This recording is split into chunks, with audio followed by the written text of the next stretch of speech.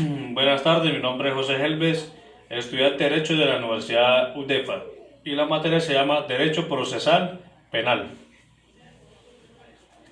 Tipos de actos conclusivos del Ministerio Público. El Ministerio Público, como titular de la acción penal en Venezuela, dirige la investigación y al culminarla da emitir un acto conclusivo. Estos actos son fundamentales porque determinan si el proceso continúa hacia el juicio o se extingue. El COPP establece tres tipos.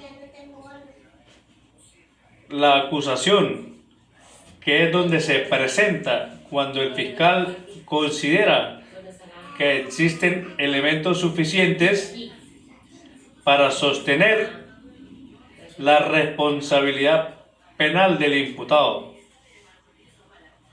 La acusación se formaliza ante el juez de control y da paso a la fase intermedia. Como segundo, el sobreseguimiento. Es donde se dicta cuando el hecho no constituye un delito y la acción penal se hace extinguido por prescripción, muerte del imputado y cosa juzgada, o no existen pruebas suficientes para sostener la acusación. Es una forma de poner fin al proceso. Como tercero, el archivo final. Se utiliza cuando no existen elementos de convicción suficiente para continuar la investigación, pero se deja abierta la posibilidad de reabrirla si surgen nuevas pruebas. Estos actos reflejan el equilibrio entre el deber de perseguir delitos y la garantía de no someter a juicio a personas sin fundamento probatorio. Ahora bien, la diferencia entre querella, acusación particular propia y acusación privada. En el proceso penal venezolano existen diversas formas de participación de la víctima, como la querella, que es el acto procesal mediante el cual la víctima solicita al Ministerio Público que investiguen y ejerza la acción penal. No sustituye la acusación fiscal, sino que la complementa. Ahora, la acusación particular propia es donde la víctima directamente presenta acusación en el tribunal, paralela a la del Ministerio Público.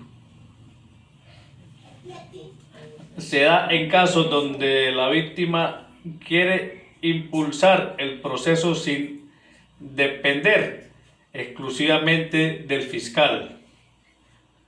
Ahora, la acusación privada es aquella que se da en delitos de instancia privada, como la injuria, calumnia o difamación, donde solo la víctima puede iniciar y sostener el proceso, aunque el Ministerio Público no acuda como acusador principal.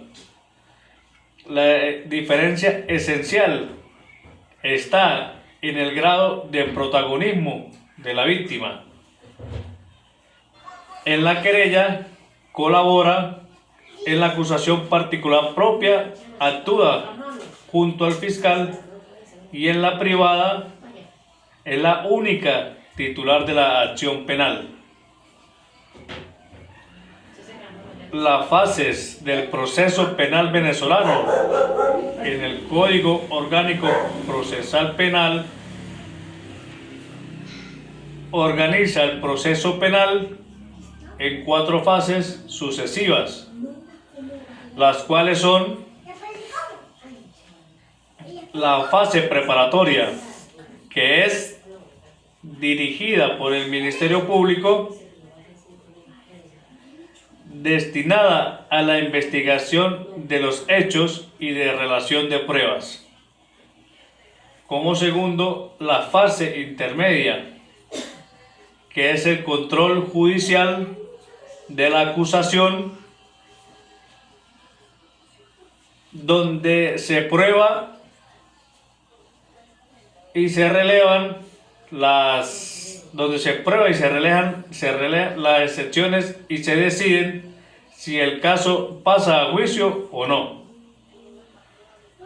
La fase de juicio oral y público es donde se realiza el debate probatorio ante el tribunal, con inmediación y contradicción, y culmina con la sentencia. Y por cuarto, es la fase de ejecución. Aquí se cumple la sentencia y se aplica medidas y asesorías. Cada fase cumple una función específica, como la investigación, depuración, debate y ejecución. Excepciones en el proceso penal venezolano. Las excepciones son mecanismos de la defensa que buscan impedir o limitar la acción penal y se presentan en distintas fases, como la fase preparatoria, que es donde la incompetencia del tribunal, falta de jurisdicción y cosa juzgada y prescripción de la acción penal. La fase intermedia, las nulidades de la acusación, violación de las garantías constitucionales de efectos de forma en la acusación. La fase de juicio, se retiran excepciones previas y prueben anexar nuevas nulidades sugeridas en el debate. Son instrumentos del control que garantizan el respeto al debido proceso y evitan juicios innecesarios. Procedimiento especial en el Código Procesal Penal. En el Código Orgánico Procesal Penal se contempla procedimientos distintos a los ordinarios, caracterizados por la simplificación. Procedimientos abiertos es cuando el imputado admite los hechos y aquí se reducen la sentencia y se dicta más rápido. El delito menos grave, aquí se aplican los lapsos reducidos y se privilegian la libertad durante el proceso. La extradición regula la entrega de imputados entre estados, juicios contra altos funcionarios, como el presidente, magistrados o diputados con reglas especiales de competencia. Y delitos de acción privada, como la difamación e injuria, que es donde la víctima es la única acusadora. Estos procedimientos buscan eficiencia y adecuación a la naturaleza del caso. El delito en flagrancia y en sus lazos procesales. La flagrancia ocurre cuando el delincuente es sorprendido cometiendo el delito o inmediatamente después, con evidencias claras de su participación en el delito. Y aquí viene la detención inmediata, que cualquier autoridad o persona particular puede apreender al sospechoso. Luego, la entrega al Ministerio Público durante las 12 horas siguientes. La presentación ante el juez de control en un lapso máximo de 48 horas desde la detención. Y la audiencia de presentación, que es donde se decide sobre la privación de libertad y la continuación del proceso. La flagrancia permite una respuesta rápida del sistema penal, pero siempre bajo el control, un control judicial para evitar ajustes. Como conclusión, podemos decir que el proceso venezolano regulado por el Código Procesal Penal, combina garantías constitucionales con el mecanismo de eficiencia.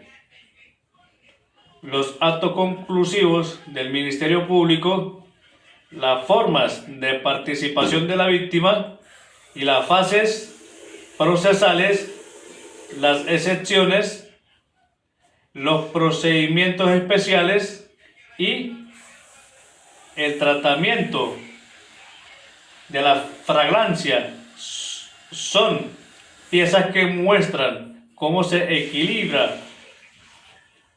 la persecución penal con la protección de derechos fundamentales.